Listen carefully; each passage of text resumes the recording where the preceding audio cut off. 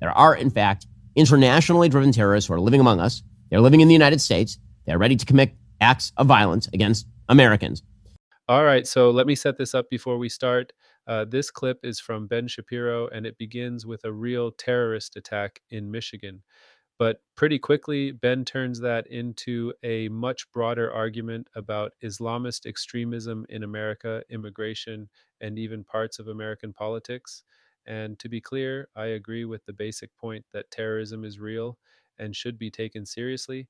But I also think he moves from one serious event to a much broader set of conclusions, and not all of those conclusions follow as cleanly as he makes them sound.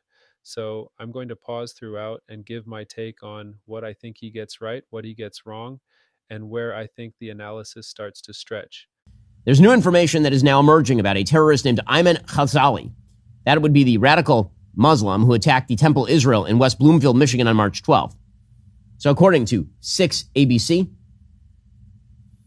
apparently, Khazali, 41, of Dearborn Heights, sat in the parking lot for a few hours on March 12th before smashing his pickup through closed doors and into the hallway of an early childhood education area, striking a security guard.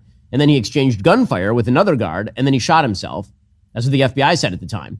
That Ford F-150 was stocked with commercial-grade fireworks and jugs of gasoline, and of course it caught fire during the confrontation. Well, here is the FBI's Jennifer Runyon, the head of the Detroit Bureau, describing the video that Khazali left before the attack, in which he basically acknowledges full scale that he is a member of Hezbollah, or at least an adjunct member of Hezbollah. It's approximately 10 minutes before the attack. He sends his sister 2 final videos. In Arabic, he records himself saying with this screenshot, "This is the largest gathering of Israelis in the state of Michigan, in the United States. I have booby-trapped the car. I will forcibly enter and start shooting them. God willing, I will kill as many of them as I possibly can." He sends a quick 3-second video with the same screenshot shortly after and types the message, "a special operation." Now, so right out of the gate, let me say this. If the facts are what Ben says they are, then yes, this was a terrorist act, and it should be treated seriously. No question. But the first thing I want people to notice is how fast the argument starts moving beyond the specific attacker, because one person doing something evil can prove that that one person was dangerous. What it does not automatically prove is this much broader story about bigger groups, bigger populations, or bigger political trends. And that is where I think you have to slow down a little and be careful. Again, we know that his siblings in Lebanon were, in fact, members of Hezbollah. And remember, the entire media on the left, and some people on the horseshoe right, reported that he was only doing this because his family had somehow been victimized in Lebanon. His family were literal members of a terrorist group. James Gorgan, the U.S. Attorney for the Eastern District of Michigan, he says, listen, this was not some guy who was self-radicalized or something. He was a Hezbollah agent. Do not be misled. This terrorist acted on behalf of Hezbollah, and he intended to kill others, not just himself. He could have done that in a garage or in his basement. He did not need to plan for days, arm himself, and try to take dozens of Jewish American children with him.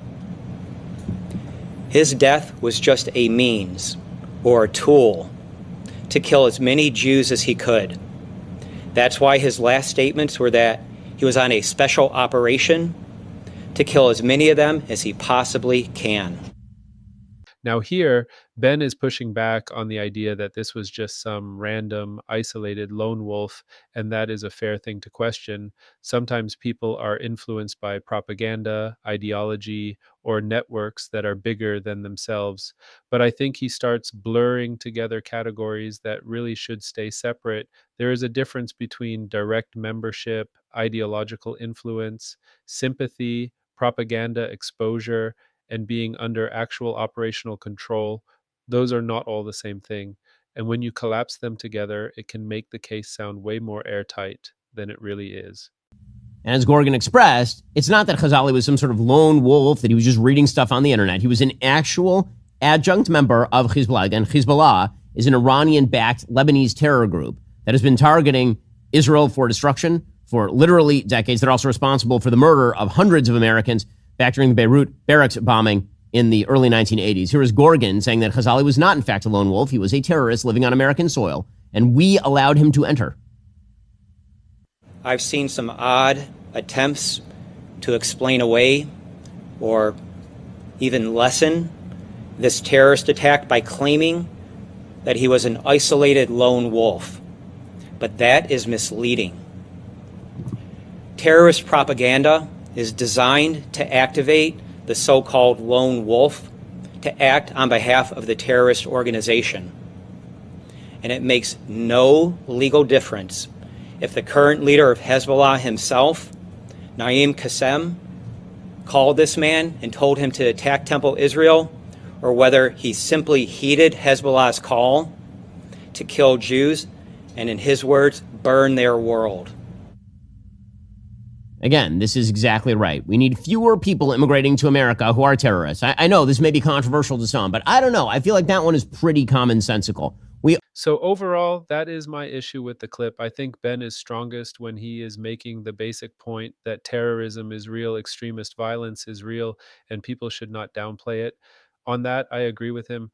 Where I think the argument gets weaker is when it starts moving from one real attack to sweeping conclusions about immigration, whole communities, and political opponents. It leaves out the role that American foreign policy can play in creating the conditions for hatred and retaliation, and then fills that gap with generalizations and guilt by association. And once you start doing that, the analysis may sound strong, but it is not nearly as tight as it first appears. So that is my take. Let me know what you think in the comments. Do you think Ben is identifying a real broader pattern here, or do you think he is making bigger leaps than the evidence can actually support?